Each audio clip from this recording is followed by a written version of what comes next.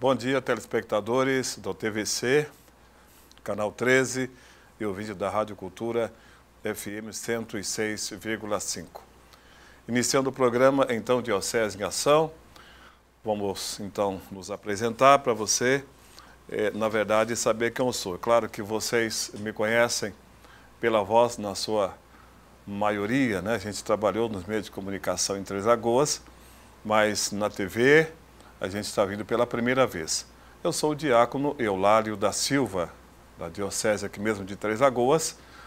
A gente veio do Rio de Janeiro, na década de 50, chegamos aqui em 59. Tenho 62 anos, casado, 2 filhos homem e uma moça e 5 netos. Nós servimos a Igreja de Jesus Cristo há muito tempo, praticamente desde o nosso nascimento, porque a minha família sempre foi uma família assim de participação na religião cristã católica.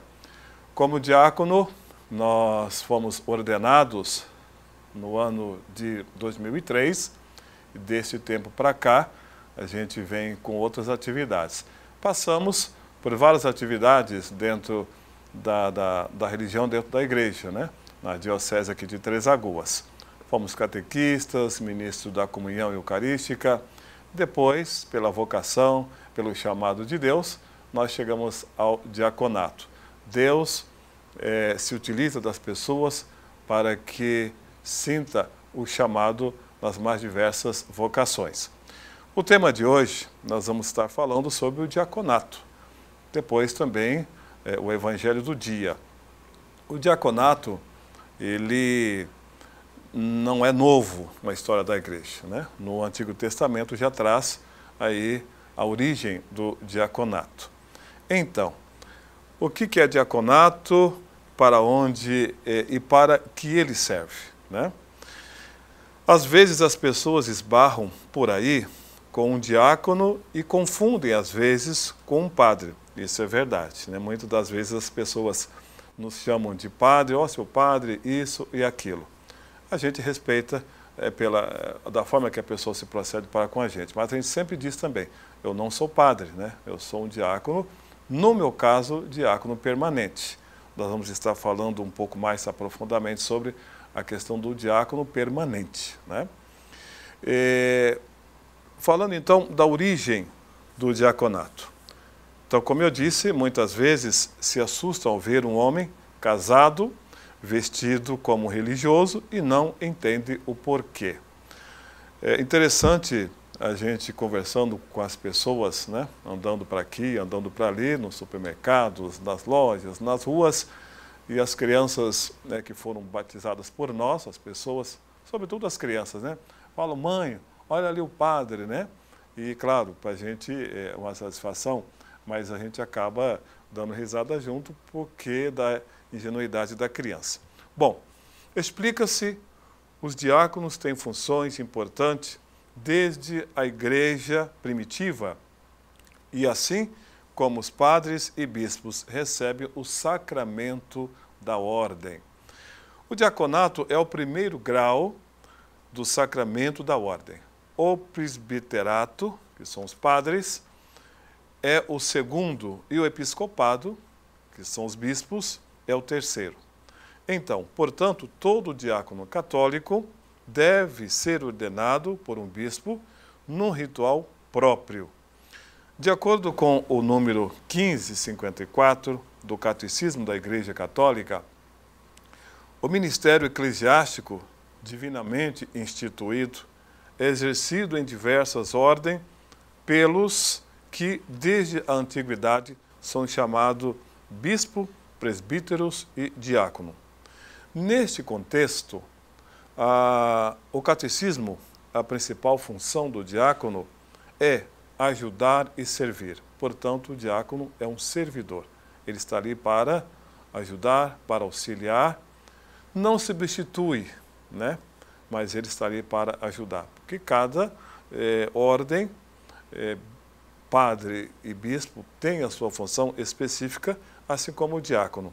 Então, na ordenação de um diácono, são-lhes impostas as mãos também, não para o sacerdócio, mas para o serviço, conforme o número 1569 do Catecismo. Nestes casos, apenas o bispo impõe as mãos sobre o homem ordenado, como mostra, como muitos já tiveram a oportunidade de participar da ordenação de um diácono, de sacerdote e também de bispo, né, que fica um pouco mais distante, mas através das fotos, das imagens, das TV e outros recursos, a gente presencia aquele momento, tal qual nós presenciamos em Maringá, a ordenação do Dom Luiz, que é bispo da nossa diocese. A origem, então, do diaconato diz lá nos Atos dos Apóstolos, no capítulo 6, versículos de 1 a 7, diz assim: naqueles dias, como crescesse o número de discípulos, houve queixas dos gregos contra os hebreus, porque as viúvas teriam sido negligenciadas na distribuição diária. Por isso, os 12 convocaram uma reunião dos discípulos e disseram: não é razoável que abandonemos a palavra de Deus para administrar. Portanto, irmãos, escolhem dentre vós 7 homens de boa reputação, cheios de Espírito Santo e de sabedoria, aos quais encarregarem este ofício. Nós atenderemos sem cessar à oração e ao ministério da palavra. Então, este parecer agradou a toda a reunião. Escolheram, então, Estevão, homem cheio de fé e de Espírito Santo, Felipe, Prócoro, Nicanor, Timão, Parmenas e Nicolau, prosélito de Antioquia. Apresentaram-nos aos apóstolos e estes, orando, impuseram-lhes as mãos. Então, esse ritual que você acabou de ouvir, né, realmente também acontece no dia da ordenação do diácono, seja provisório, seja permanente. Divulgava-se sempre mais a palavra de Deus. Uma das atividades do diácono, né, a proclamação da palavra. Multiplicava-se, portanto, consideravelmente o número de discípulos em Jerusalém. Também, grande número de sacerdotes aderia à fé. Então está aqui a origem do diácono, sobretudo também permanente. Então veja, nesse contexto então, nós vimos que o diácono ele tem a sua origem. Houve um período que ficou meio que sem aparecer, mas ele foi retomado com o Concílio Vaticano II, como vamos ver daqui a pouco. Então, veja que há bastante atividade para os diáconos dentro da igreja. Resume o Catecismo da Igreja Católica no número 1570. Cabe aos diáconos, entre outros serviços, assistir o bispo e os padres na celebração dos divinos mistérios, sobretudo a Eucaristia, distribuir a comunhão, assistir ao matrimônio e abençoá-lo. Também a proclamação do Evangelho e pregar. Presidir os funerais, como vocês veem, volta e meia, né? A nossa presença nas orações fúnebres. E consagrar-se aos diversos serviços de caridade. Eles não celebram, ou melhor, nós não celebramos missa, né? Também uma outra questão que a gente ouve das pessoas, né? Eu ouço o Senhor celebrar a missa, eu vejo o Senhor celebrar a missa. Então nós não celebramos a missa, pois, como dissemos, não somos sacerdotes. Apenas ajudamos na sua preparação, na liturgia. Também não podemos dar todos os tipos de bênção, né? De acordo com a liturgia. O diácono tem suas vestes litúrgicas diferentes das dos padres e bispo. A única veste que é igual é a túnica, né? A alva, como diz aí o documento. A estola, ela é transversal e não vertical. Nós vamos mostrar daqui a pouco. Também podemos usar a dalmática. Você vai conhecer o que é dalmática, que é diferente da casula dos padres. Então você vai ver então a diferença. As pessoas, às vezes, né, olhando assim no visual, não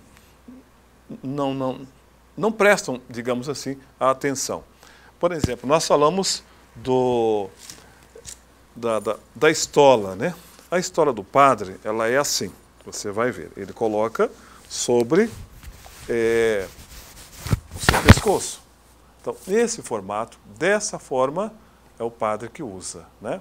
Já o diácono, seja ele por um período, aqueles que vão ser padres, usa diferente. Por isso, então, é transversal. Coloca-se no ombro esquerdo e ele sobressai pelo lado direito. Então, essa é a diferença logo que você visualiza o padre e o diácono. Nós falamos da dalmática, que ela é diferente da casula, né? Então, normalmente a gente usa a dalmática nas celebrações assim, solene, né? É uma veste um pouco diferenciada. Quem preside a celebração da palavra no dia, normalmente nós usamos a dalmática, né? Que é uma veste um pouco diferente. Então veja, essa é a estola do diácono, e quando você vê um religioso, um sacerdote com a estola diferenciada, então você está vendo um padre. Diferente, você está vendo um diácono, certo? Então vamos lá. Nós falamos na dalmática, né? A dalmática também é uma veste diferente da casula, como nós falamos. A dalmática é esse formato, né? É esse formato. Esse é o modelo da dalmática, diferente da casula. Às vezes tem alguns adereços litúrgicos, né? Tanto na frente como na parte também de trás. Mas esse é o modelo. Agora, essas roupas, digamos assim, elas têm cores litúrgicas. O roxo, né? O roxo, ele é usado nos momentos fúnebres e durante o tempo do advento, né? Também a estola, ela tem cores litúrgicas. Por exemplo, aqui você está vendo o roxo, né? Mas ela tem também o vermelho. Basta que a gente vire, já está usando a cor vermelha. Ela tem também o branco, né, e o verde, que são usados no tempo comum, né? Então, esse é o paramento do diácono. Então, só muda a cor. O modelo, normalmente, é o mesmo. Tem algumas figuras litúrgicas, né, que ali são símbolos litúrgicos. Então, essa é a diferença.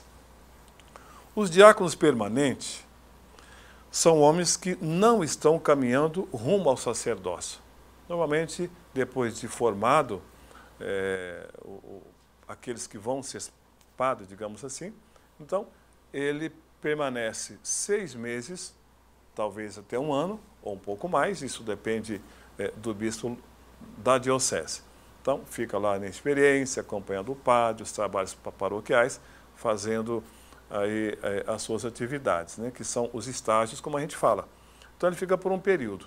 Depois, ele entra com pedido, vai para o conselho, que aprova na data ou não. Isso depende também um pouco do... Então, veja, geralmente são homens casados. Aliás, geralmente não. São homens casados, como é meu caso, né? A gente vai fazer 40 anos de casados. Então, há um bom tempo, alguma diocese exige cerca de 10 anos de casado, ou outras dioceses, 5 anos. Com ativa participação nas atividades da igreja e vocação para as obras sociais e de caridade. É interessante colocar que, além do cidadão, do cristão, de repente abraçar essa vocação pelo convite da comunidade, às vezes, né? Ou às vezes até do padre, onde ele participa, ou às vezes até do bispo, ele tem que passar por uma preparação, né? Depois tem que ter a aprovação da esposa, depois os filhos também têm que aprovar. Acontecendo isso tudo, então esse pedido vai para a diocese, que lá também é acompanhado pelo conselho, sendo aprovado, marca-se o dia e aí depois marca todo um ritual para acontecer a ordenação. Isso para o diácono permanente, no caso que eu disse, né? O apoio da esposa, o sim também dos filhos. A dedicação precisa ser integral, não esquecendo também da sua família, né? São duas situações. O diácono casado tem que ter as atividades sem que uma, digamos, impeça que a outra possa também acontecer. O diácono casado cuida da sua família, da sua casa, do seu trabalho, das suas atividades, não é? Como casado, como esposo, como pai, como avô. E também responsável pela sua vocação nos seus trabalhos da igreja, assistindo o bispo, assistindo os padres e nos trabalhos sociais, né? E também litúrgico. Veja bem, um outro fator, se ficar viúvo, tem a opção de permanecerem diáconos ou se candidatarem ao sacerdócio, né? Isso está escrito no documento da igreja. Nós temos aqui na nossa cidade, agora nós não temos mais, né? Que é o caso do nosso irmão Jorge, né? Que faleceu outro dia.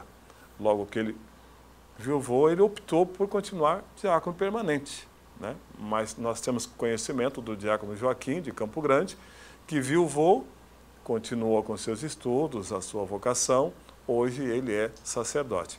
Então, é um padre casado, entendido? Então, existe essa possibilidade do diácono permanente, sendo viúvo, né? E claro, tem um processo também, então ele pode ser padre. No começo da minha vocação, eu sonhei em ser padre.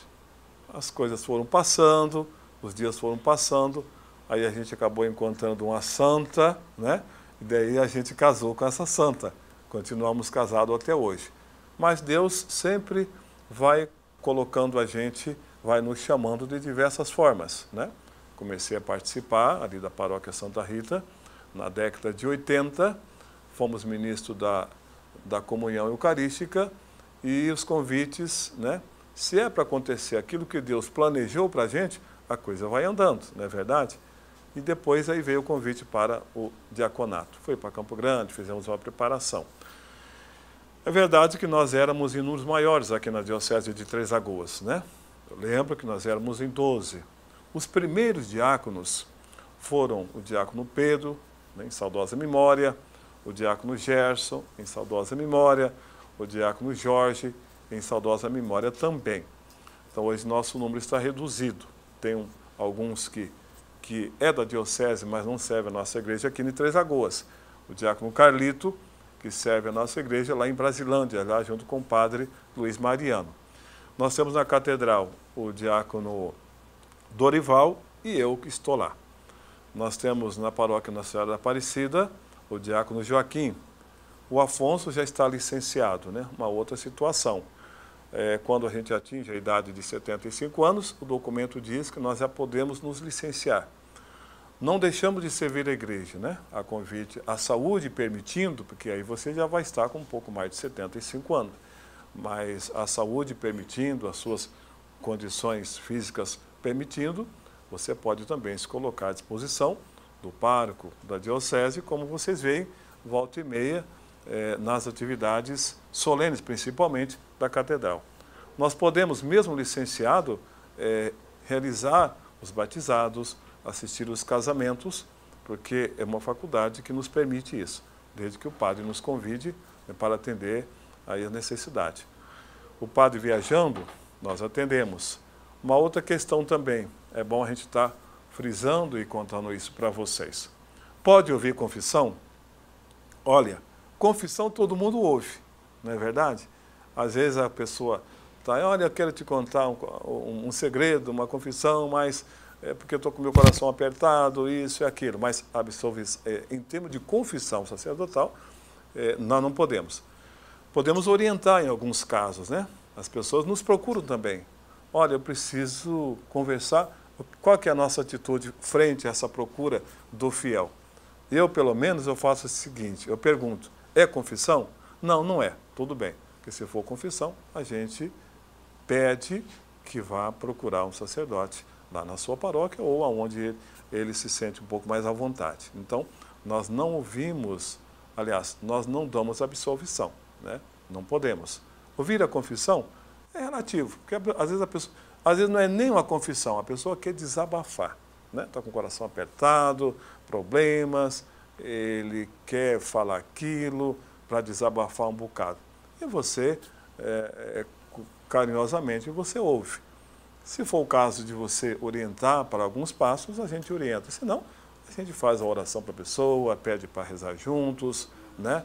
Pedimos a Deus que fortaleça o seu coração, né, com a sua fé, e encaminhamos, se for o caso, para um sacerdote, né? Agora, na história da igreja, temos 2 diáconos que destacaram na igreja antiga. A escolha dos primeiros diáconos é narrada, como nós já dissemos agora, no Atos dos Apóstolos. O evangelista Lucas, ele relata assim, que devido à árdua tarefa dos apóstolos, era por vezes necessário o auxílio dos diáconos. Para que alguns grupos não ficassem sem assistência, como diz lá no Atos dos Apóstolos, foi decidido então 7 homens de boa reputação, repleto de espírito e de sabedoria, dos quais foram escolhidos Estevão, Felipe, Prócoro, Nicanor, Tímon, Pármenas e Nicolau. Então veja, né, como que as coisas caminharam até hoje. Hoje nós somos em 5 aqui na nossa diocese, né? Nós temos eu, o diácono Eulário, o diácono Dorival, o diácono Joaquim, o diácono Rabelati, né? E isso em atividade, né? Se eu esquecer algum, vocês me perdoem, né? Porque a gente não escreveu o nome de todo, mas e o Laurito, né, que está lá na paróquia Santa Luzia. Estava licenciado o diácono Afonso, está ainda, né, o diácono Afonso, o Jorge, né, o Jorge faleceu outro dia. E alguns, né, deixaram o diaconato, cada um com aí uma situação. Mas quem quer ser diácono? O que precisa, né? A gente, ainda outro dia, conversando com um jovem, ele falou para mim, olha, o meu desejo é ser como vocês, é ser um diácono. O que precisa? Sentir o chamado e abraçar esse chamado. É o primeiro passo, né?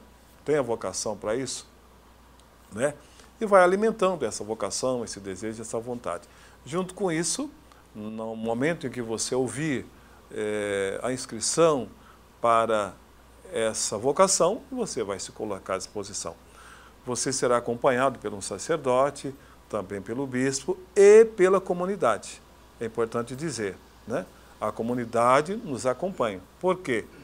Se a sua vontade é ser, mas você não condiz com o que a própria Bíblia nos diz, né, que a gente acabou de dizer, então você tem que procurar uma reconciliação, você tem que procurar uma conversão, né, pessoal, e caminhando nessa direção. Bem lá na frente, sendo visto, né, que você já atende aí as realidades para você ser um diácono permanente, então aí você vai ser. Mas existe um percurso, existe um período de preparação psicológica, né, também de estudo. E a comunidade, como eu disse, ela nos observa, né, antes, durante e depois. Isso é necessário, como a gente viu no Evangelho, né? Então, amados, é assim a nossa vida. Sobre os apóstolos, né, que oraram impondo-lhe as mãos, nós vimos no Evangelho. O mais famoso deles, Estevão, que foi o primeiro mártir da igreja, conforme o Atos dos Apóstolos, lá no capítulo 7, nos versículos 55 a 60. Foi apedrejado, bem como também, o destaque é Filipe, que lhe foi reservado uma pequena descrição que está lá no livro do Atos dos Apóstolos, capítulo 8, versos de 4 a 7. Naquele tempo, não era fácil você dizer da sua fidelidade a Deus, a Jesus Cristo. Hoje, um pouco mais de liberdade, mas existe ainda alguns lugares que dificulta você se colocar, não negar a sua fé em Jesus Cristo, né? Hoje as preocupações no mundo ocidental já são outras.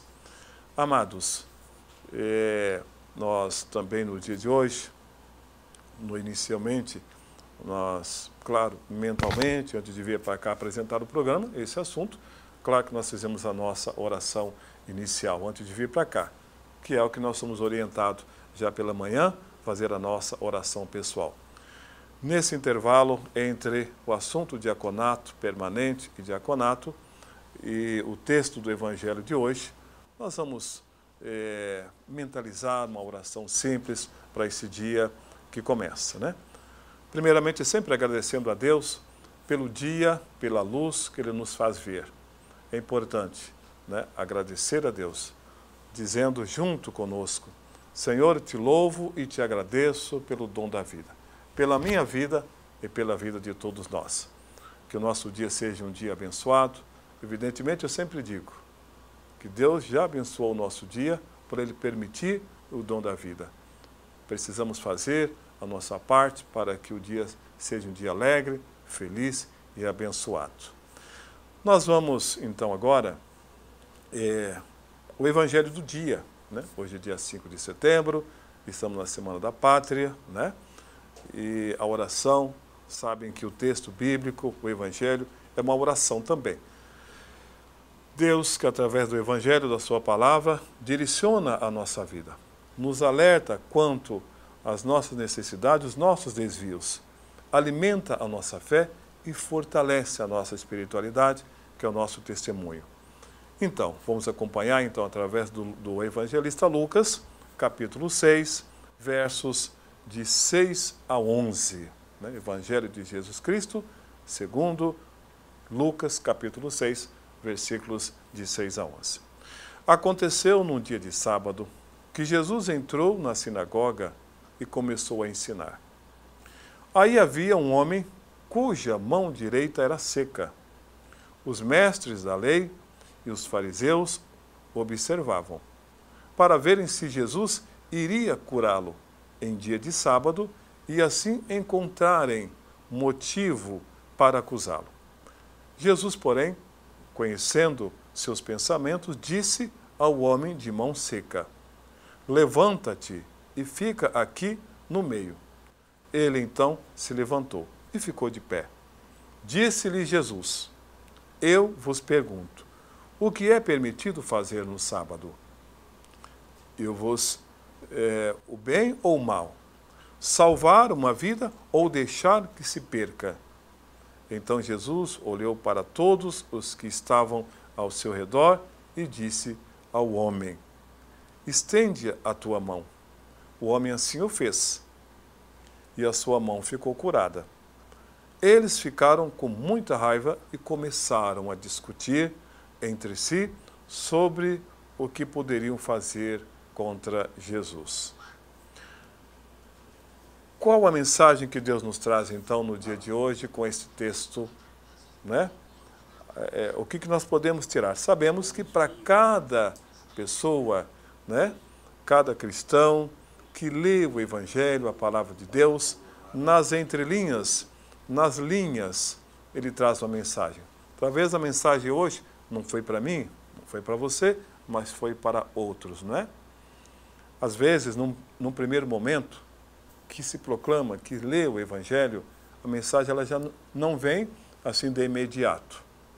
Então, por isso, nós somos orientados, antes de ter acesso à palavra de Deus, façamos um breve momento de oração, pedindo a Deus discernimento, sabedoria e entendimento, para que aquela mensagem possamos tirar dela um novo jeito de viver, um novo jeito de pensar, um novo jeito de agir, não é?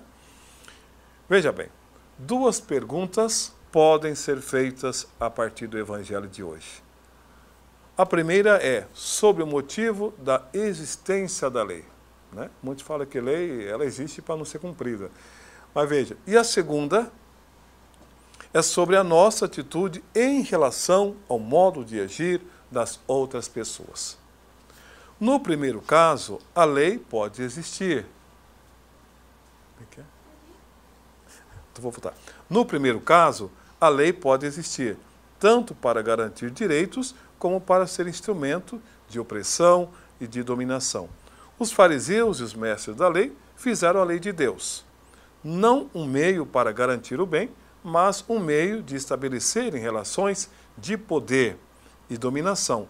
No segundo caso, quando uma pessoa faz algo que nos surpreende, nós podemos condená-la e excluí-la, porque não segue os padrões da normalidade, ou podemos buscar os seus motivos e talvez aprendamos novas formas de amar.